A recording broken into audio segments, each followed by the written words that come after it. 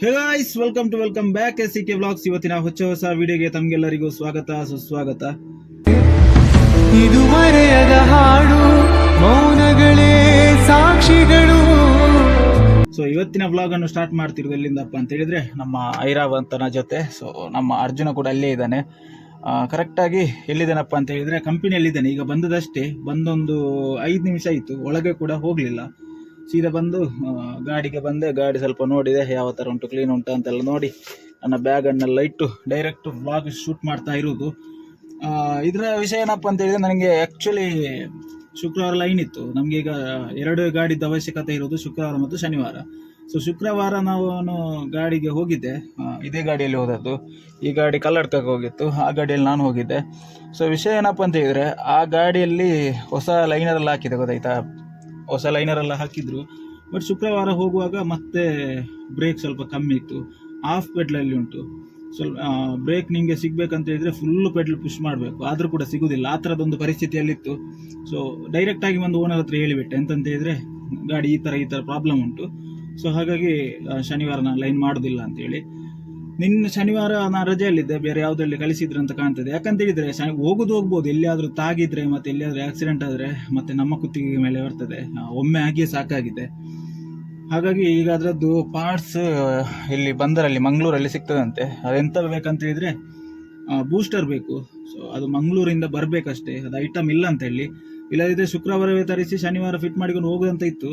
ಅದಷ್ಟು ಬೇಗ ಆಗೋದಿಲ್ಲ, ಬಟ್ ಆ ಥರ ಪ್ಲ್ಯಾನ್ ಇದ್ದದ್ದು, ಬಟ್ ಸಿಗಲಿಲ್ಲ. ಅದಕ್ಕೋಸ್ಕರ ಇವತ್ತು ಬರ್ತದೆ ಅಂತ ಹೇಳ್ತಾ ಇದ್ದಾರೆ. ಇನ್ನು ನಮಗೆ ಈಗ ಸದ್ಯಕ್ಕೆ ಅಗತ್ಯ ಇಲ್ಲ, ಇವತ್ತು ಸೋಮವಾರ. ಇನ್ನು ಬೇಕಾದದ್ದು ನಮಗೆ ಶುಕ್ರವಾರಕ್ಕೆ ಗಾಡಿ ಬೇಕು. ಶುಕ್ರವಾರ ಇಲ್ಲದಿದ್ದು ನಡೀತದೆ, ಶನಿವಾರ ಅಂತೂ ಬೇಕೇ ಬೇಕು. ಇಲ್ಲದ್ರೆ ಇವರ ತಲೆ ಮೇಲೆ ಬರ್ತದೆ, ಎಂತಂತ ಹೇಳಿದ್ರೆ ಬೇರೆ ಗಾಡಿ ಮಾಡಬೇಕು ಅದು ಇದು ಅಂತೇಳಿ. ಸೊ ಇಷ್ಟು ಹೇಳಲಿಕ್ಕಿತ್ತು. ಈಗ ಒಳಗಡೆ ಹೋಗಬೇಕು, ಯಾರೆಲ್ಲ ಬಂದಿದ್ದಾರೆ ಎಂತೆಲ್ಲ, ಯಾರೆಲ್ಲ ರಜೆಯಲ್ಲಿದ್ದಾರೆ ಎಂತಂದು ಗೊತ್ತಿಲ್ಲ ನನಗೆ. ಈಗ ಒಳಗೆ ಸಹ ಹೋಗಲಿಲ್ಲ.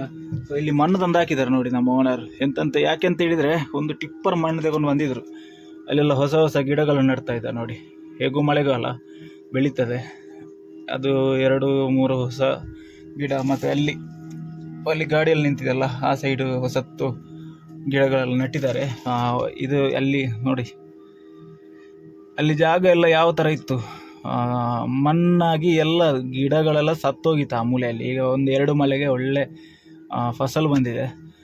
ಸೊ ಎಸ್, ಇಷ್ಟು ಹೇಳಲಿಕ್ಕಿತ್ತು, ಹೇಳಿದೆ. ಈಗ ಒಳಗಡೆ ಹೋಗಬೇಕು. ಒಳಗಡೆ ಹೋಗಿ ಎಂತೆಲ್ಲ ಮಾಹಿತಿ ಉಂಟು, ಎಂತಾದರೂ ತರಲಿಕ್ಕಿದ್ರೆ ಹೋಗಿ, ಇಲ್ಲದಿದ್ದರೆ ಗಾಡಿಯನ್ನು ಸ್ವಲ್ಪ ಕ್ಲೀನ್ ಮಾಡಬೇಕು. ಎಂತಂದು ನೋಡುವ. ಅಲ್ಲಿ ಓನರ್ ಸ್ವಲ್ಪ ಐಟಮ್ ತರಲಿಕ್ಕೆ ಹೇಳಿದರು. ಸೊ ಅದಕ್ಕೋಸ್ಕರ ಹಣ ಮತ್ತು ಚೀಟಿ ಹಿಡ್ಕೊಂಡು ಹೋಗ್ತಾ ಇದ್ದೇನೆ. ಗಾಡಿ ಕ್ಲೀನ್ ಮಾಡು ಅಂತ ಅಂದ್ಕೊಂಡೆ ಮಾರೆ, ಟೈಮ್ ಇಲ್ಲ. ಒಳಗೆ ಹೋದ ತಕ್ಷಣವೇ ಐಟಮ್ ತರಲಿಕ್ಕೆ ಹೇಳಿದರು. ಇನ್ನು ಐಟಮ್ ತಂದು ಮತ್ತೆ ಇಲ್ಲಿ ಕಟ್ಟಿಸಿ ಮತ್ತೆ ಲೈನ್ ಹೊರಡಬೇಕಷ್ಟೇ. ಆ ಗ್ಯಾಪಲ್ಲಿ ಗಾಡಿ ವಾಶ್ ಮಾಡಲಿಕ್ಕೆ ಆಗೋದಿಲ್ಲ. ಸೊ ಬನ್ನಿ, ಈಗ ಇಲ್ಲಿಂದ ನಾವು ಉಜಿರೆಗೆ ಹೋಗಿ ಐಟಮ್ ತರುವ. ಐಟಮ್ ತಂದಾದಮೇಲೆ ಮತ್ತೆ ಗಾಡಿ ಲೋಡ್ ಮಾಡಿಸುವ. ಡೀಸೆಲ್ ಹಾಕಿದಾರೋ ಇಲ್ಲ ಗೊತ್ತಿಲ್ಲ ಮಾರೆ, ಡೀಸೆಲ್ ಫುಲ್ ಉಂಟು. ಸ್ವಲ್ಪ ಹೊತ್ತು ವಾರ್ಮ್ ಅಪ್ಪಲ್ಲಿ ಇಟ್ಟು ಮತ್ತೆ ಹೊರಡ್ತೇನೆ ಇಲ್ಲಿಂದ. ಉಜಿರೆ ಕಡೆ ನಮ್ಮ ಪಯಣ ಸಾಗ್ತಾ ಇದೆ. ಆದರೆ ವಿಷಯ ಏನಪ್ಪ ಅಂತಿದ್ರೆ, ಆಗ ನೋಡಿದ್ವಲ್ಲ ನಾವು, ಆಗ ಗೇಜ್ ಫುಲ್ ಇತ್ತು ಮಾರೆ ಡೀಸೆಲ್ ಇದ್ದು. ಬಟ್ ಒಂದು 200 ಮೀಟ್ರ್ ಬರಲಿಲ್ಲ, ಒಂದು ಗೊಟ್ಟಿ ಖಾಲಿ ಅಲ್ಲಿಗೆ.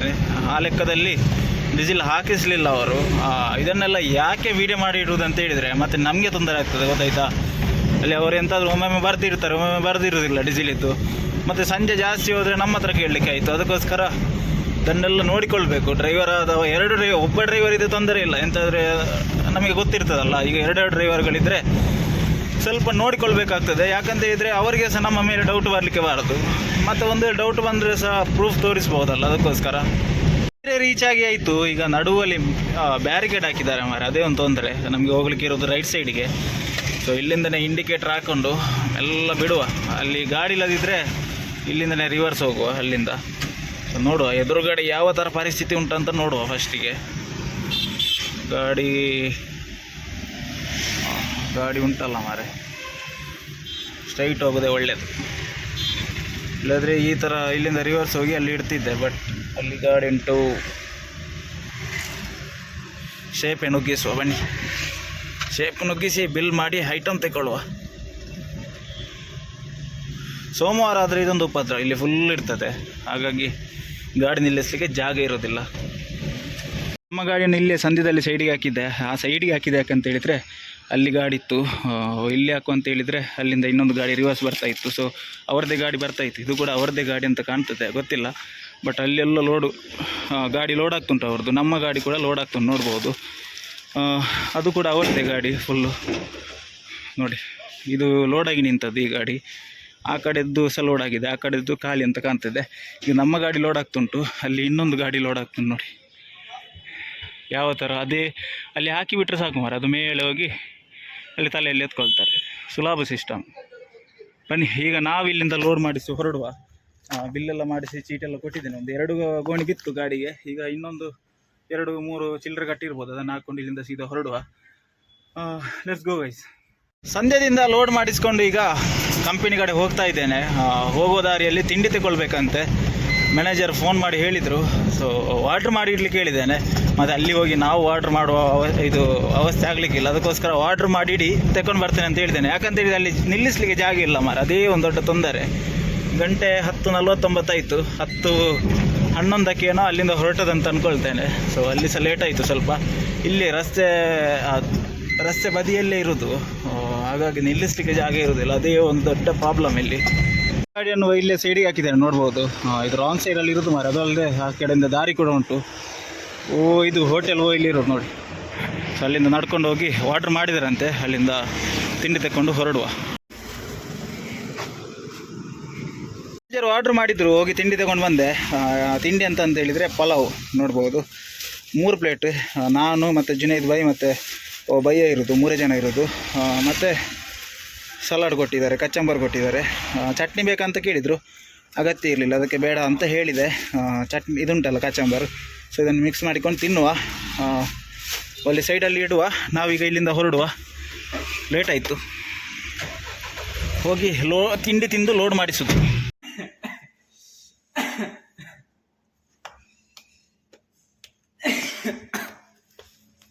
ಫೈನಲಿ ನಮ್ಮ ಗಾಡಿಯೆಲ್ಲ ಲೋಡ್ ಆಗಿ ಆಯಿತು. ಈಗ ಇಲ್ಲಿಂದ ಲೈನಿಗೆ ಹೊರಡುವ ಸಮಯ.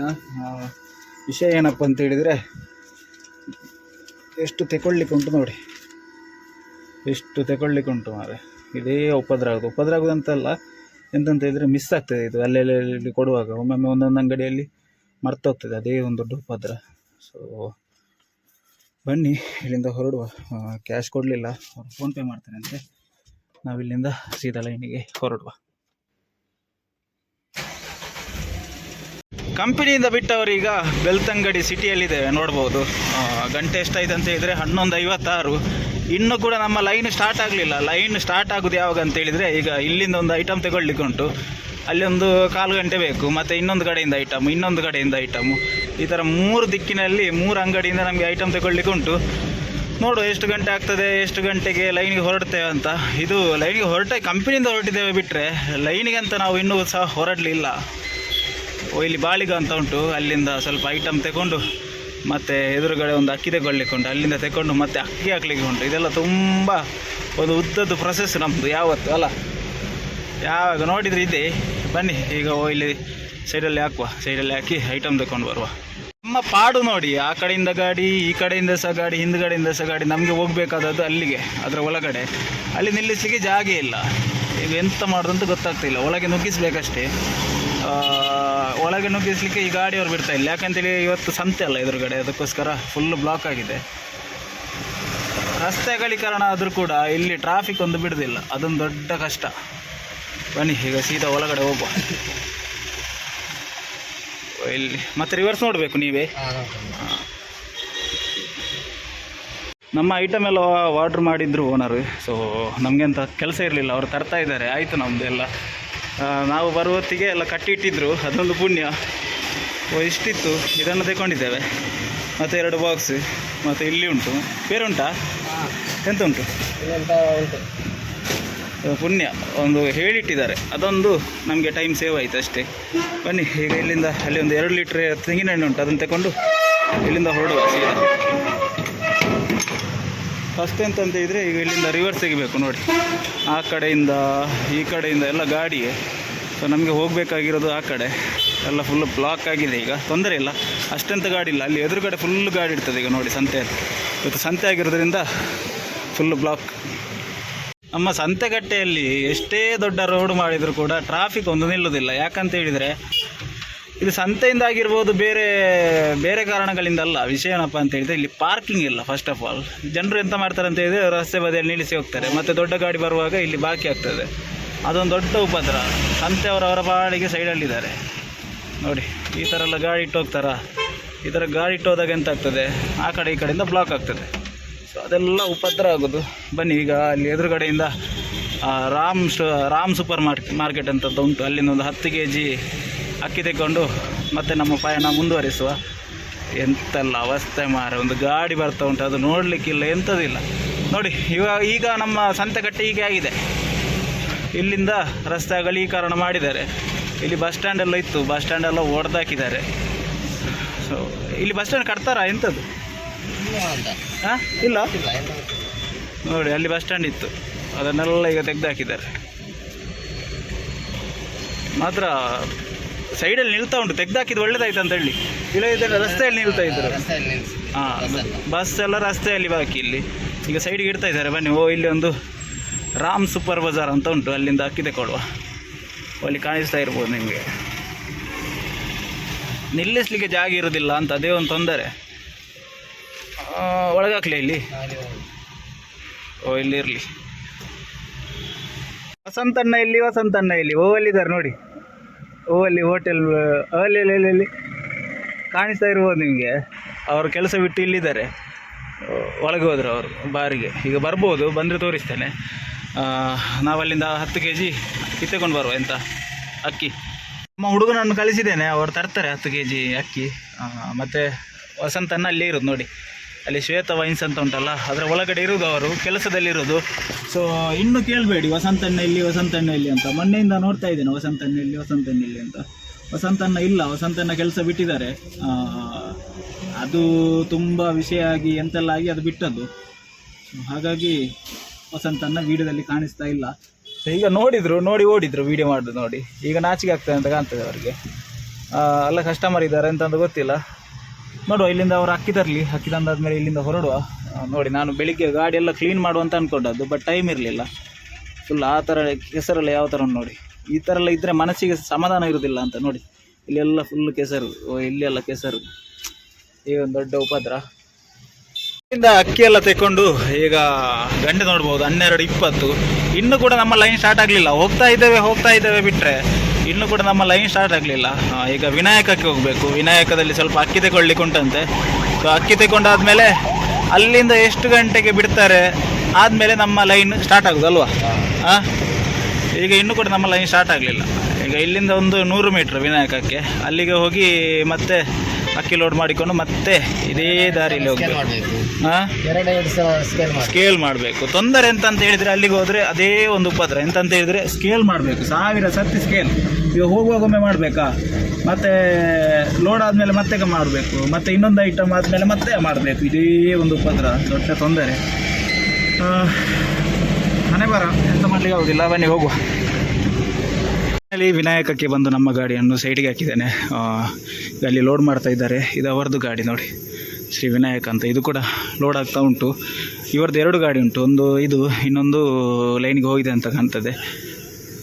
ಸೊ ಇದಕ್ಕೆ ಸಹ ಲೋಡ್ ಆಗ್ತುಂಟು. ಹಾಗೆ ಅಪ್ಪಲ್ಲಿ ಒಂದು 4 ಗೋಣಿ ನಾವು ಸಹ ಲೋಡ್ ಮಾಡಿಕೊಂಡು ಇಲ್ಲಿಂದ ಸೀದಾ ಸ್ಕೇಲ್ ಮಾಡಿ ಬಿಲ್ ತೆಕೊಂಡು ಹೊರಡುವ. ಎಲ್ಲ ಮಾಡಿಸಿ ಸ್ಕೇಲ್ಗೆ ಬಿಟ್ಟಿದ್ದೇನೆ, ನೋಡ್ಬೋದು. ಸ್ಕೇಲ್ ಮೇಲೆ ಹಾಕಿದ್ದೇನೆ. ನಮ್ಮ ಹುಡುಗ ಅಲ್ಲಿ ಬಿಲ್ ತರಲಿಕ್ಕೆ ಹೋಗಿದ್ದಾರೆ. ಅವ್ರು ಬಂದಾದ್ಮೇಲೆ ಇಲ್ಲಿಂದ ಹೊರಡುವ. ಇದು ಆ್ಯಕ್ಚುಲಿ ಸ್ಕೇಲ್ದು ವಿಷಯ ಅಂತಂತ ಹೇಳಿದರೆ ರಿವರ್ಸ್ ಹೋಗಲಿಕ್ಕೆ ಬಾರ್ದು. ರಿವರ್ಸ್ ಹೋದರೆ ಅದು ಸ್ಪ್ರಿಂಗ್ ಅಂತದ್ದು ಕಟ್ಟಾಗ್ತದೆ ಅಂತೆ. 2-3 ಸತಿ ಕಟ್ಟಾಯಿತು. 2-3 ಸತಿ ಸ್ಕೇಲ್ ಮಾಡುವಾಗ ಇರಲಿಲ್ಲ. ಸೊ ನಿಧಾನವಾಗಿ ಎದುರಿಗೆ ಬಂದು ಮೆಲ್ಲ ಇಡಬೇಕು. ಮತ್ತು ಸ್ಪೀಡಲ್ಲೆಲ್ಲ ಬಂದರೆ ಅದು ಸ್ಪ್ರಿಂಗ್ ಹೋಗ್ತದೆ, ಅಲ್ಲಿ ಬೊಬ್ಬೆ ಹೊಡಿತಾರೆ. ಮತ್ತು ಅದಕ್ಕೆ ಜಾಗರೂಕತೆಯಿಂದ ಬಂದು ಇಲ್ಲಿ ನಿಲ್ಲಿಸಿದ್ದೇನೆ. ಸೊ ಅವ್ರು ಬರಲಿ, ನೋಡುವ ಎಂತ ಅಂತ.